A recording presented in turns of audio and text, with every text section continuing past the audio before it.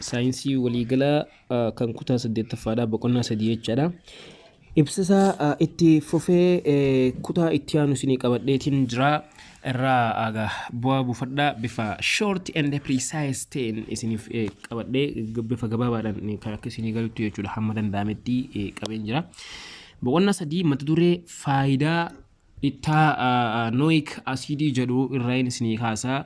Ittaanoik asidii yookiin acetic acidii compound jedhamu kana jechuudha. Asitti kuno ittaanoik acidii or acetic acidii yookiin aceto kan jedhamu kana jechuudha. Maali dhiiroo faayidaan ittaanoik asidiidha. Faayidaan ittaanoik asidiidha akkuma laallee agarru tokko kuduraaleen dheedhiin otoo hin bilchaatin jechaadha. Kuduraalee dheedhiin akka hin faalamne taasisuudhaaf ni gargaara. Akkasuma nyaata yeroo qopheessinu nyaanni suni foolii jalqabaa qabaatee akka inni turuuf nyaata yeroo qopheessinu itti ni gargaaramna jechaadha. Akkasuma seelulasii asiteetii oomishuudhaaf illee ni gargaara wantoota prootinoota keessatti argaman jechaadha. Liidii adii dibataaf gargaaru. Liid jechuun albuuda sibiila ta'edha. Liidii adii dibataaf gargaarullee keemikaalli acetic acidii jedhamu kuni qopheessuudhaaf ni fayyada jechaadha. Akkasuma laaboraatoorii keessatti maal gochuudhaaf ni gargaara akka keemikaalaatti illee fayyaduudhaaf ni gargaara jechuudha kutaa laaboraatoorii keessatti jechuudha. Inni biraa faayidaa formaldehyde kan jedhuuti. Faayidaan formaldehydeedha bal'aadha. Faayidaan formaldehyde kan jennu jechuudha. Fakkeenyaaf formaldehydiin formaaliinii jedhamuudhaanis ni beekama. Keemikaalli formaldehyde jedhamu kuni formaaliinii jedhamuunis ni beekama. Formaldehydiin compoundii orgaanikii oksijiinii qabiyyee aldaayidoota jedhamaniiti. Inni compoundoota orgaanikiiti. Oksijiinii qabiyyii dhammaasi. Inni maali? Oksijiin qabiyyii ta'e aldaayidoota jedhamaniiti waamamu. Faayidaan keemikaala kanaa maali? Yoo jenne tokko baakteeriyaa, faangasii, yeestii kanneen jedhaman guutumaa guututti akka isaan hojii dhaaban ni taasisaa jechaadha. Fakkeenya baakteeriyaan miidhaa adda addaa uumuu danda'a. Faangasiinis akkasuma wantoota lubbu qabeeyyii irratti dhiibbaa geessisuudhaan akka oomishni gahaan hin argamne kanneen taasisan ni jiru. Yeestiileen akkasuma isaawwan kanneen orgaanizimoota xixiqqoo kanneen kan ijaan hedduu arguu hin dandeenyee fi kanneen xixiqqoo ta'an kanneen yeestiilee garaagaraa raacitii seenuusan jechaadha. Isaawwan kunniin guutumaa guututti hojii akka isaan dhaaban ni taasisaa jechuudha keemikaala kana. Yoo itti beefnu yoo kan itti goonu taate hojii akka dhaabannu yookiin achumatti qancaranii akka isaan turan yookiin achumatti akka inni of duuba deebi'ee du'uu danda'u gochuudhaaf ni gargaara jechuudha keemikaalli kuni. Akkasuma eddatoo lubbu qabiyyii osoo hin tortorin jechuudha tursiisuudhaaf ni fayyada. Keemikaalli formaldehyde or formaaliinii jennuun kuni eddatoo lubbu qabiyyii ta'an tursiisuuf illee osoo akka inni tortorre jechuudha ni danda'a. Sababni isaas maaliif? Fakkeenya pirootiiniin akka hin bulbulamne, pirootiiniin wantoota lubbu qabiyyii keessa turan suni akka isaan hin bulbulamne yookiin akka jabaatu waan taasisuuf jecha wantoota lubbu qabeeyyii ta'an akka isaan osoo hin tortorre akka isaan turuu danda'an gochuu danda'a jechaadha. Fakkeenyaaf bofa du'e akkasuma fattee yookiin raacha du'e tokko qorannoo irratti gaggeessuudhaaf jecha keemikaala kana itti naqnee meeshaalee keessa turuu qaban irratti tursiisuu ni dandeenya jechaadha. So maaliif nu fayyada jechuudha? Tursiisuudhaaf osoo inni hin basbosnetti tursiisuudhaaf kan nu fayyadanidha jechuudha. Akkasuma gara compoundii inorganic kan jedhutti yoo kan dhufnu ta'e compoundii inorganic jedhu kuni compoundoota elementoota maaliiti dhiiroo yoo jenne compoundiin inorganikii compoundii elementoota hunda of keessatti hammatu ta'ee compoundii orgaanikii kan hin dabalannedha. Compoundoota orgaanikii kan hin dabalannedha. Compoundoonni inorgaanikii qabiyyee fi amaloota isaanii irratti hundaa'uudhaan bakka afuritti qoodama. Isaanis amala compoundonni calaqqisan yookiin qabiyyee isaan of keessaa qaban irratti hundoofnee bakka afuritti qoonnaa jechaadha. Eenyu compoundota inorganic jennuun kana jechuudha. Isaanis asitti gaa bal'inaan kunoo isiniif kaayameeti jira. Tokko oksaayidoota jedhama.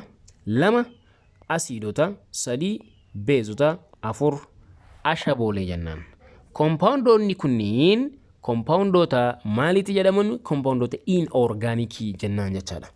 Fakkeenya compoundiin oksaayidoota maali dhiiroo akkamitti uumama kan jedhu yoo ilaallu, oksaayidiin compoundii atam gosa lamee elementii oksijiinii fi elementoota biroo irraa uumamanidha jedha. As keessatti compoundonni oksayidii jedhamu kuni elementoota hedduu jira. Elementiin sibiilaa ni jira, elementiin sibiilaalaa ni jira, elementoonni garii sibiilaa jedhaman ni jiru. Elementoonni kunniin elementii oksijiinii jedhamtu wajjin yoo kan wal nyaatan ta'e, haala adda adda ta'een yoo kan wal nyaatan ta'e, compoundiin uumamu gosa compoundii oksayidii jedhamudha jechaadha. Elementoonni sibiilaa oksijiinii wajjin wal nyaatanis compound oxide tuuma. Elementiin sibiilaa oksijiinii wajjin wal nyaates compound oxide tuuma.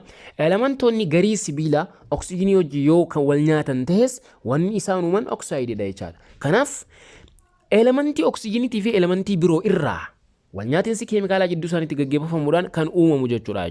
Akkuma as gaditti fakkeenya isiniif kaa'ee jiru, kaalsheemii ida'uu oksijiiniin ni ta'a kaalsheem oxide. Calcium ida'uu oksijiiniin calcium oxide. Iron 3 plus oxygen. Iron 3 fi oxygen 2 yommuu wal nyaatan iron oxide kana uumu jechuudha. Di-iron trioxide jechuun illee ni dandeenya. Iron oxide uume asitti. Kaarbanii fi oxygeeniinis yommuu wal nyaatu carbon dioxide tu uumame. Sulfurii ida'uu oxygenii yoo wal nyaatu sulfur dioxide tu uumame. Magnesium ida'uu oxygen ni ta'a magnesium oxide. Bakka kanatti elementoonni iddoo kanatti argaman hundi isaaniiyyuu adda adda. Garuu elementoonni iddoo kana elementiin bakka kana jiru maali? Hundinuu oxygenidha jechuudha. Elementoonni adda addaa sibiila haa ta'u sibiilaa haa ta'u garii sibiilaatis haa ta'u oxygenii wajjin kan wal nyaatan taanaan compoundiin isaan uuman maal jedhama jechuudha? Compoundii oxide jedhama jechuudha. Asirraa hubannaa jechuudha. Kanarraa hubannaa jechuudha. Asirraa nu galaa jechuudha. Oxidonni amala elementii oxygenii wajjin wal nyaate oxidicha uumuu irratti hundaa'uudhaan bakka lamatti qoodamuu jedha oxidonni. Amala elementii wajjin wal nyaate sanarratti hundaa'uudhaan bakka lamatti qoodna. Isaanis oxidii sibiiloo fi oxidii sibiilaaloo jennaan. Oxidii sibiilaaloo jenni bakka lamatti qoodama. Maal irratti hundaa'ameeti? Amala elementiin inni oxygenii wajjin wal nyaate sun qabu irratti hundaa'ameeti jechaadha. Mee yoo lafa laallu bakka kanatti jechuudha. Bakka kanatti yoo ni filaallu oxidii sibiiloo jedha. Oxidii sibiiloo. Compoundii oxidii elementii sibiilaa. Elementii sibiilaa fi oxygenii irraa uumamuudha. Elementiin sibiilaa elementii oxygenii ta'e wajjin wal nyaannaan compoundiin uumamu compoundii oxidii sibiiloo jedhamee waamamaa jechaadha. Fakkeenya isaa yoo fudhannee soodiyemii fi oxygenii yoo wal nyaatu soodiyem oxide uuma. Kaalsheemii fi oxygenii yoo wal nyaatu kaalsheem oxide uuma. Magnesiumii fi oxygenii yoo wal nyaatus magnesium oxide uuma. Bakka kanatti elementoonni jalqabaa irratti argaman elementoota sibiilaati. Oxygeniin sibiilaalaa wajjin wal nyaatan compoundiin asitti uumame maali? Compoundii oxide sibiiloo jedhamu jechuudha. Oxide sibiilaaloo kan jedhamu jira inni lammaffaa jechaadha. Oxide sibiilaaloon compoundii oxide elementii sibiilaalaa. Elementii amala sibiilaalaa qabuu fi oxygenii irraa uumamuudha. Elementoonni sibiilaalaa kan akkamtu jira? Nitrogenii, sulfurii, akkasuma phosphorasiin elementii oxygenii ta'e wajjin yommuu wal nyaatan kunoo asitti. Nitrogen pentaoxide, sulfur dioxide, phosphorus pentaoxide. irraan isin deebi'ee maqaa kana qacola dhaggeeffadha compoundicha kana. Nitrogen pentaoxide yookiin lakkoofsi lama nitrogen jala jiru suni maal jedhamee waamama? Di jennee waamuu dandeenya. Di nitrogen pentaoxide. Shan penta jedhama pentaoxide. Sulfur dioxide lakkoofsi lama oxygen jala kan jiru kuni di jedhama. Sulfur dioxide dha. Isa sadaffaa bira yoo dhufnu lakkoofsa lamaatu maal jala jira? Phosphorus jala jira.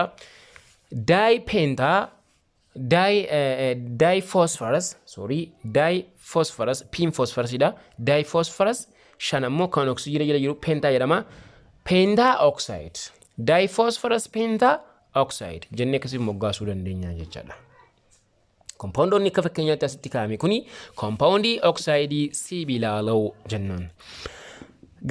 Ka itti aanu akaakuuwwan oxidootaa jedha. Inni kuni isa dogoggoraan barreeffamadha. Gara kanatti yoo dhufnu akaakuuwwan oxidootaa. Gosoota oxidootaa jechuudha. Oxidoonni bakka lamatti qoodama. Oxidoota beezawoo, oxidoota asidoo jennaan. Oxidii beezawoo, oxidii asidoo. Oxidoonni beezawoon oxidii wal nyaatinsa sibiilota fi oksijiinii gidduutti gaggeeffamuudhaan uumamuu fi amala beezoo qaban compound oxidii beezoo jennaan. Oxidii beezoo jennaan. Jechuun irraan isinii deebi'a.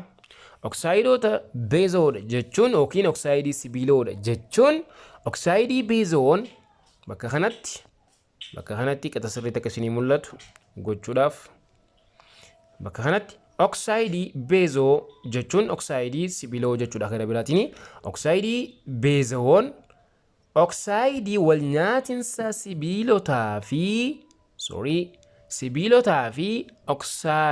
oksijiinii gidduutti gaggeeffamuudhaan uumamuu fi amalli compoundii saniitis amala beezoo kan qabu oxidii beezoo jennaan. Fakkeenyaaf soodiyemii idoo oksijiiniin bakka kanatti jechuudha. Soodiyemii idoo oksijiiniin soodiyem oxidii nuu kenne. Soodiyem oxide. Kaalsheemii idoo oksijiiniin kaalsheem oxidii nuu kenne. Soodiyemii fi kaalsheemiin bakka kana jiru kuni elementoota sibiilaati jechaadha. Elementoonni sibiilaa oksijiinii wajjin yommuu wal nyaatan oxidii maal nuu kenna? Oxidii beezoo nuu kenna jechuudha. Oxidii beezoo jedhaman isaan waliin itti mareehuun jechuudha. Oxidii beezoo jennaan. Akkasuma oxidoonni bishaan keessatti bulbula muun oxidii beezoo uuman oxidii beezoo bishaan dhabeessa jedhamu jedha. Oxidiin bishaan keessatti bulbulamuun beezii uuman oxidii beezoo bishaan dhabeessa yookiin basic anhydride jedhama. Basic anhydride jedhama. Basic anhydride jennaan. Basic anhydride jennaan jechuudha. Compoundiin inni itti aanu maali? Oxidii asidoodha.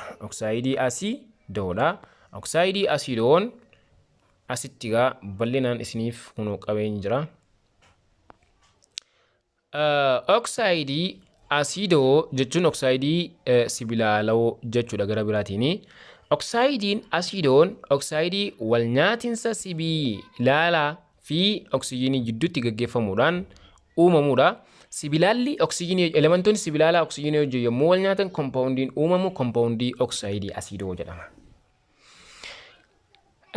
Sibiilaala idoo oksijiiniin ni ta'a oxidii asidoo jenneeni. Fakkeenya salfarii jedha. Idoo oksijiiniin isaa sulfur dioxide oxidii asidoodha. Akkasuma phosphorus idoo oksijiiniin ni kenna. Diphosphorus pentaoxide nu kenna. Oxidii maali jennaani? Oxidii asidoo jennaan. Oxidiin kuni gaa elementoonni sibiilaalaa kun lameen elementoota sibiilaalaa ta'uu akkamiin beekne? Bakka kanatti elementoota sibiilaalaati jechuu jira. Elementoota sibiilaalaa oksijiinii wajjin nyaatee oxidii asidoo nuu kennaa jechuu jira. Indeed akkami beekuu dandeenya? How? Akka itti beekuu dandeenyu lakkoofsa atamaa elementii kanneeni raabsuudhaani. Fakkeenya elementiin salfarii lakkoofsi atamaa isii 16. Ni raabsita sheelii waan jedhamu jira. Sheelii waan jedhamu jira akkanatti. Sheelii kana keessatti sheelii kanarratti elektiroonota raabsama. Elektiroonii 10 meeqa qabna? 16 qabna. Lakkoofsi atamaa 16 jechuun baay'ina elektiroonii 16 jechuudha. Chaarjii asii waan hin qabneef. Amma gaa ni raabsina. Sheeliin tuni ta duraa meeqa baadhatti? Ta duraa abbaa 2 asirraa fudhatti.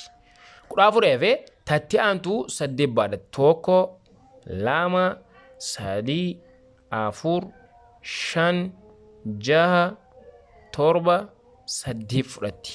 Geengoon lammaffaa yookiin sheelii lammaffaa 8 fudhatti. Ka duraa lamaan jedhee katti aanu 8 2 fi 8 meeqa? 10 meeqa asirraa nuufaaf 16 irraa gisee 10 fudhanne 6 jaan asirra keenya 1 2 3 4 5 6 jechuudha. Amma erga kana raabsine elementiin kun sibiila yookiin sibilaala jennee murteessuudhaaf baay'ina elektiroonii sheelii irraa xumuraa yookiin geengoo irraa xumuraa kana gubbaa jiru hisaabnaa jechaadha. Sheeliin irraa xumuraa elementii kanaaf isa kana. Ni hisaabna 1 2 3 4 5 6. Baay'inni elektiroonii sheelii irraa xumuraa irratti argamu yoonii fi 5 yoo 5 ta'e sibilaala jennaan. Baay'inni elektirooniidha jechuudha. Yoo 6 ta'es sibilaala jedhama. Yoo 7 ta'es sibilaala jedhama. Bakka kanatti jechuudha. Baay'inni elektiroonii sheelii irraa xumuraa kuni yoo baay'inni isiidha elektiroonii tun geengoon tun jechuudha akkan isiin tuni yoo habbaa 5 taate sibilaala, yoo habbaa 6 taates sibilaala, yoo habbaa 7 taates sibilaala. Amma yeroo hisaabnu meeqa arganne? 1 2 3 4 5 6. 6 waan arganneef elementiin salfarii kuni sibilaala jechuu asirraa hubannaa jechuudha. Kanaaf akka itti beektan akka kanatti jechaadha. Akka kanatti elementiin kuni sibilaala jennee adda baasuu dandeenya jechuudha. Inni fosforisiis akkasumatti adda ba'a. Lakkoofsi kan fosforisiidha. Lakkoofsi atamaa isaa 15. 15 jechuun baay'inni elektiroonii isaatis 15 jechuudha. Elektiroonii meeqa qaba? 15 qaba jechuudha. Maalirra raabsinaan jedhee sheelii irra raabsina. Sheelii jechuun waan geengoo tana akkana waan ta'eef sheelii jechuun akkana sheeliin duraa meeqa baadhatti? Sheeliin duraa 2 baadhatti. Tatti aantoo 8 taak 2 3 4 5 6 7 8 akkana jechuudha. Sheeliin duraa 2 tatti aantu 8. Sheelii meeqa nu barbaachisa? Ta duraa 2 tatti aantu 8 10. Baay'inni elektiroonii bakka kana nuufaaf ta'e 5 qofa. 5 asirra keenya taak 2 3 4 5 bakka. Amma elementiin kun sibiila yookiin sibilaala yookiin garii sibiilaati jennee beekuudhaaf baay'ina elektiroonii hisaabna jennee meeqa jira? Taakka 2 3 4 5. Baay'inni elektiroonii sheelii irraa xumuraa 5 yoo taate elementichi maal jennaani? Sibilaala jennaani jechuudha. Sibilaala jennaan. Bakka kanatti sheeliin tun hin jirtu jechuudha. Sheeliin tun tunuu hin guutamne waan ta'eef jecha sheeliin tun hin jirtu. Meeqa godhamuu deema? Asitti 8tu godhamuu deema 3 irruu jechuudha. Kanaaf tunuu irruudha waan ta'eef meeqa baadhachuu dandeessi? 8 baadhachuu dandeessi. Tuni x'dha hin jirtu jechuudha. Kanaaf elementiin kunilleen maal jennaani? Elementii sibilaalaati jennaani jechuudha. Elementii sibilaalaati jennaan. Bal'inaan isiniif hin ibsa bakka kanatti. Isiniif hin ibsa. Iddoo kanatti jechuudha. Kabiraa itti aanee amaloota oksaayidoota beezooti. Amaloonni oksaayidoota beezoo oksaayidoonni beezoon bishaan waliin wal nyaachuun beezii uuma jedha. Amala isaa keessaa tokko beezii uumuudha. Akkasuma yommuu isaawwan kunniin jechuudha. Akkasuma fakkeenya yoo ilaallu soodiyem oksaayidiin bishaan wajji yommuu wal nyaatu soodiyem haayidrooksayidii uuma jedha. Asitti soodiyem oksaayidiin bishaan wajji wal nyaatee soodiyem haayidrooksayidii uuma. Compoundiin kun beezii ta'uu akkamitti beekne? Having an OH. OH waan jaamtu sun bakka tana jiraachuutiitu compound kana base jechisiise. Compoundonni base OH keessa qaba waan ta'eef akkasin laaltan. Compoundonni elementii lamaa fi lamaa of keessaa qabu garuu achi keessatti OH walitti aantee kan argamtu yoo ta'e akka ammaa asii kana jechuudha compoundichi baseedha jennaan. Base jennaan. Maaliin beeyna having what an hydroxide ions. Ionii hydroxide of keessaa qabaachuudhaan beeyna jechuudha. Isa lammaffaa biraas yoo dhufne magnesium oxide ida'uu bishaanii maal kenna kun magnesium hydroxide. Magnesium hydroxide. Kunis maal of keessaa qaba OH of keessaa qaba. OH of keessaa qaba kanaaf base jedhama jechuudha. Kanaaf compoundonni oxideedha yommuu bishaanii wajjin nyaatan kanneen base kanneen oxideota baseoo jedhamu jechuudha. Oxideota baseoo jennaan. Inni bira amaloota oxideota asidooti. Amaloota oxideota asidoo. Oxidonni asidoon dhiiroo amala akkamii qaban? Oxidonni bishaan wajjin wal nyaachuun asidii kennan oxidii asidoo jedhama. Yoo bishaanii wajjin wal nyaatanii asidii kan kennan ta'e oxidii asidoo jennaan. Yeroo bishaan wajjin wal nyaatan qofa waan uumamaniif ammas asidii bishaan dhabeessa jedhama. Yookiin acid anhydride jennaan. Acid anhydride. Waan bishaanitti yommuu dabalaman qofa uumamaniif jecha acid anhydride jedhama jechuudha.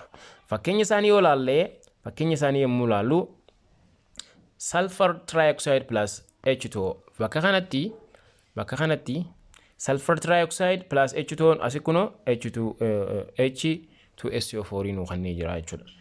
S dura sulfuriin oksijiinidha wajjin wal nyaataa san booda wanni uumamu sulfur dioxideidha.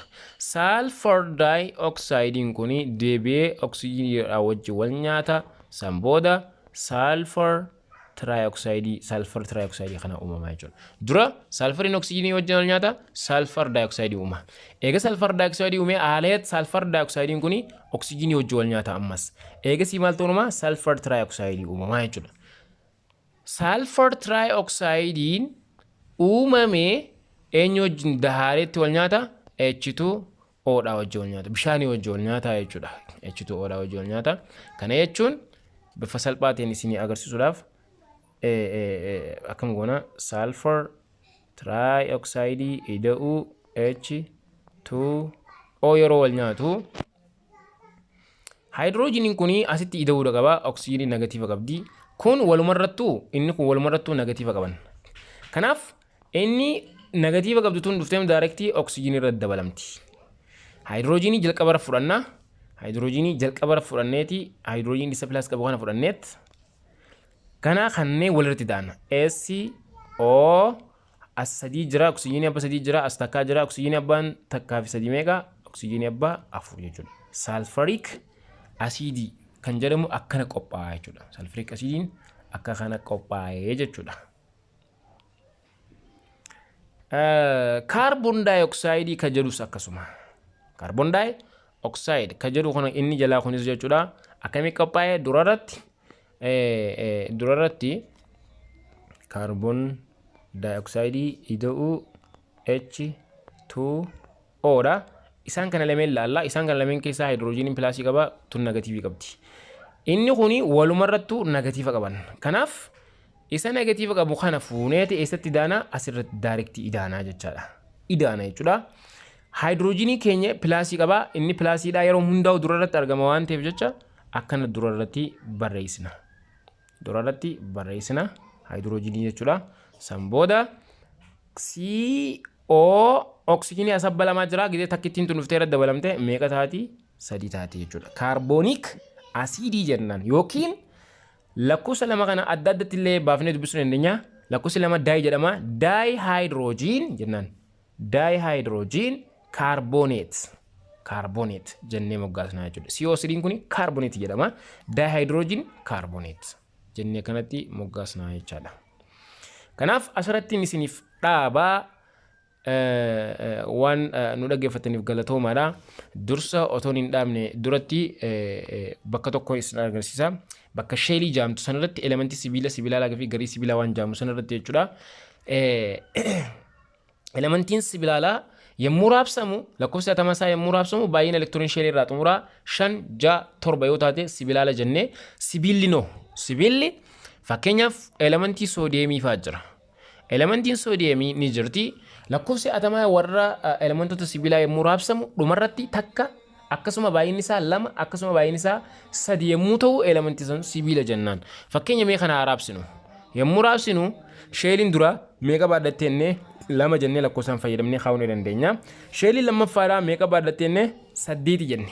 2 fi 8 meeqa 10. Sheelii as elektiroonota 10 takka qabna. Elektiroon sheeliin duraa 2 fudhatte tattee aantu 8 fudhatte baay'inni elektiroonii meeqa hafa sheelii xumuraa irratti takka hafa jechaadha.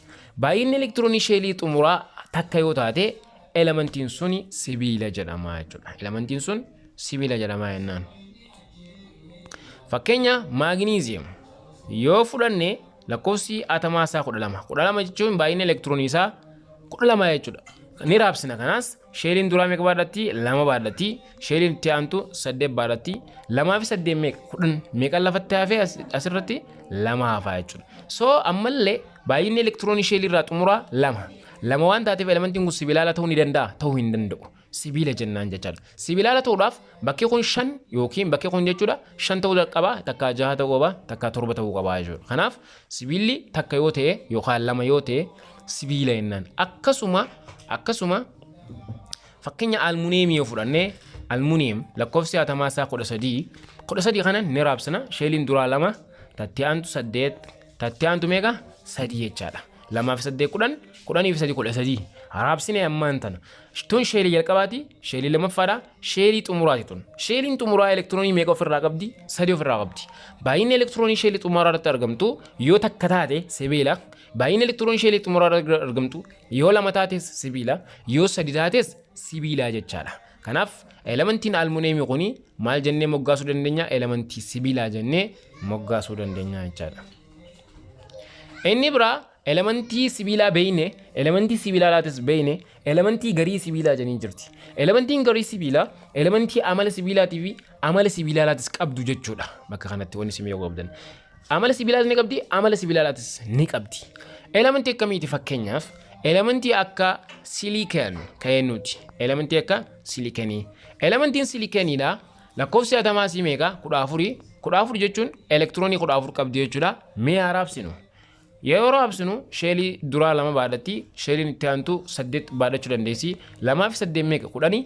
Asitti elektiroonii meeqa nu hafe elektiroonii 4 nu hafe jechaadha. Baay'inni elektiroonii sheelii irraa xumuraa elementoota yoo 4 ta'anii maal jechuu ni dandeenya elementii akkasiisaniin elementii garii sibiilaa jennaan. Elementii garii sibiilaa jechuun elementii amala sibiilaa fi amala sibiilaalaatis qabanii jechuudha. Dabalata bakka kanatti elementoonni sibiilaa elektiroonota warra kennu. Fakkeenyaaf xumura irratti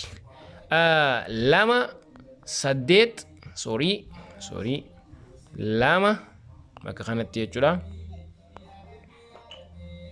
2 8 takka yoo ta'e 2 8 2 yoo ta'e 2 8 3 yoo ta'e elektiroonota elementii biraatii wajjin elementoonni kun yommuu wal nyaatan elektiroonni tunni irraa gallakkifamti.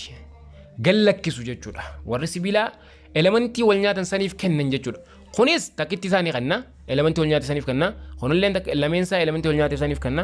Kunillee elementii elektiroonii sadeensaa elementii wal nyaatan saniif kenna jechuudha. Kanaaf elementoonni sibiilaa elektiroonota xumura irraa qaban yeroo wal nyaatan keemikaala elementii biraatii wajjin yeroo gaggeessan elektiroonni irraa xumura irra jirtu sun gallakkifamti jechuudha.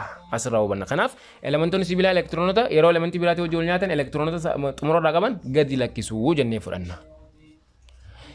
Elementoonni sibiilaa ta'u elementoonni sibiilaa fakkeenyaaf 2 8 5 fakkeenyaaf 2 8 5 2 8 6 2 8 7 xumurarra yoo ilaallan 5 6 7 8 elementoonni elektiroonii xumurarraa 5 qaban yookiin 6 qaban yookiin 7 qaban elementii sibiilaatii wajjin yommuu wal nyaatan warra elektiroonota gallakkisu osoo hin taane warra fudhatu. Sababni isaa maaliif? Humna elektirooniin tun qabdu humna cimaa waan ta'eef as 5tu jira meeqa ta'uu feeti 8 ta'uu feeti elektiroonii meeqa fudhachuu barbaaddi elektiroonii 3 fudhachuu barbaaddi tuni elektiroonii 2 fudhachuu barbaaddi tuni elektiroonii takka fudhachuu barbaaddi humni elektiroonota kana lameen jidduutti argamu humna kanaa ture cimaadha ka shanii kanaa ture cimaa waan ta'eef ni fudhataa jechuudha jaafi lama yeroo wal bira qabnu humna kam ture cimaadha ka jaati kanaaf gara jaatti lameen tun dhufti jechuudha asittis torbaa fi takka gizee wal bira qabnu torbaatu irra humna qaba waan ta'eef torbaatu takkitti fudhataa jechuudha kanaaf elementoonni sibilaala elektiroonota elementii wal nyaatan sarirraa ni fudhatanii jechuu asirratti nu galaa jechuudha sibilaalonni ni fudhatan sibiilonni ni kennan jechuu qabadha kabira bakka kanatti elementii garii sibilaati gariin sibilaa akkuma beekamu lama afur kan jedhamu lama saddeet afuri xumurarraa wanni isaan qaban meeqa afuri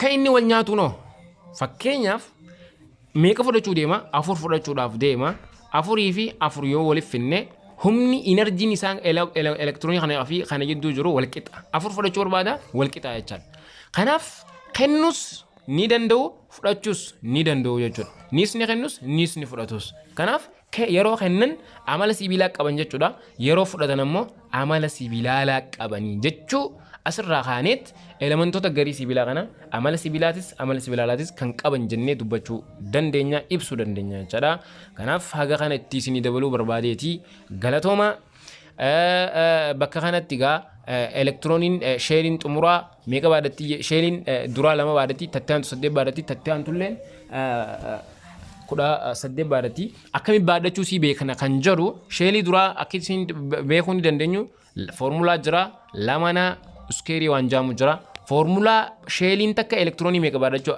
akka dandeessu ittiin beeknu jechuudha sheeliidha wanti tuni sheeliin tuni elektirooniin meeqa baadatti ta duraa lama enne tattaantu 8 tattaantu 18 jenne akkamitti lama fudhachuu dandeessi waan juusan foormulaan ittiin beeknu lamanaa iskeerii kana jechaadha lamanaa iskeeriidha fakkeenyaaf lama naa iskeerii yeroo jennu naa jechuun baay'ina sheeliiti naan yoo sheeliin san takka taate sheelii takkaffaa yoo taate bakka tana takka buusna lama baay'isuu takka iskeerii sana booda takka baay'isuu lama baay'isuu takka iskeerii jechuun maali meeqataa takka san booda baay'inni elektiroonii inni fudhachuu danda'u lama baay'isuu takka meeqa lama jechuudha elektiroonii meeqa baadhachuu dandeessi jechuudha asirraa hubanna elektiroonii lama baadhattee jechuudha sheeliin takkaffaadha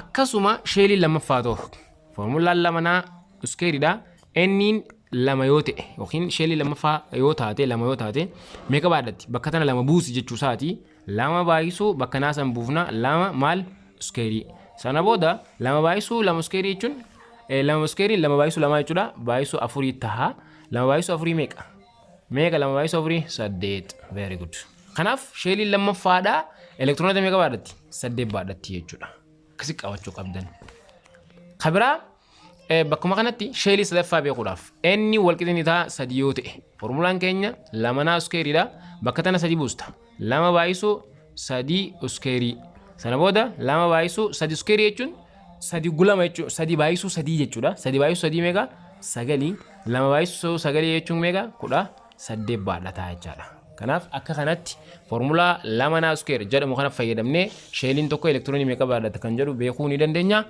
akka kanatti irraa fayyadama galatooma dagaagaa jiraadhaan isinin jaa subscribe like share gochuus hin dagatina